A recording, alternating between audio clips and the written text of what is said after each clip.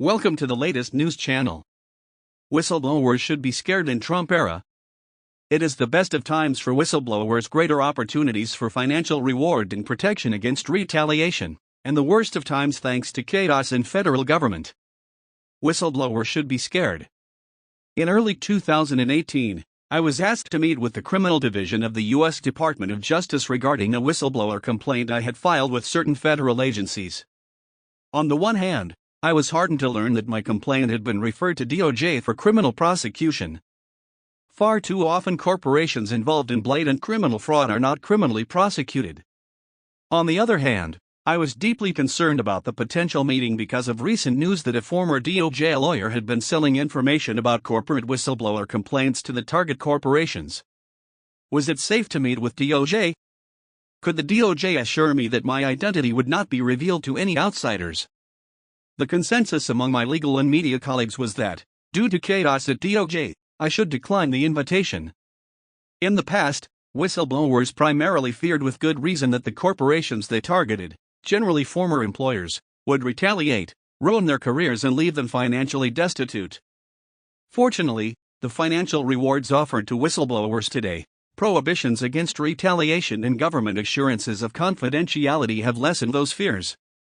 I can assure you, from personal experience, that it is possible to blow the whistle on corporate wrongdoing, receive a significant financial reward and not ruin your career. Possible is the operative word. Whistleblowers are still subject to many dangers and altogether new risks are popping up virtually daily in the Trump era. While President Trump campaigned on reversing the reforms set in place by the Obama administration, and briefly mentioned repealing the Dodd-Frank Act, no specifics were given prior to his election. Soon after Trump was elected, whistleblowers who had filed complaints years earlier under programs established pursuant to Dodd-Frank were terrified to hear these programs might be shut down.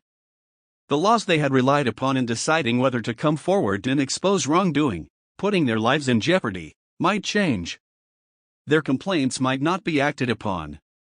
In a February 8, 2017 letter to Trump, Senate Judiciary Committee Chairman Chuck Grassley, Iowa, swiftly called on the newly elected president to empower whistleblowers who bring attention to fraud, waste, and misconduct in government.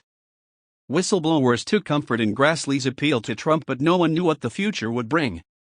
Whistleblowers had good reason to be very, very worried. Fortunately, the Dodd-Frank whistleblower programs continue through today. Just when whistleblowers were feeling reassured, in June 2018, the SEC voted to propose amending the rules governing its whistleblower program to effectively cap the monetary award that a whistleblower could receive at $30 million regardless of the size of the fraud or the money ultimately recovered by the government.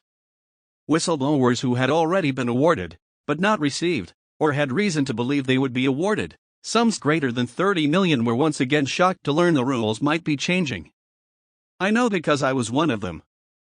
Fortunately, the bad news for investors, good news for corporate fraudsters' proposed cap was not imposed retroactively. SEC Commission member Robert Jackson stated regarding the proposal, whistleblowers are, in the parlance of economics, risk-averse individuals, and we're asking them to put their livelihood on the line to help us enforce the law. Adding uncertainty to that process risks that would-be whistleblowers will stay quiet. Today the nation is focused upon an intelligence whistleblower who submitted a complaint to the intelligence community's Inspector General after growing alarmed by a call President Trump held with the Ukrainian president. The intelligence community Inspector General has found the whistleblower's complaint to be both credible and of urgent concern.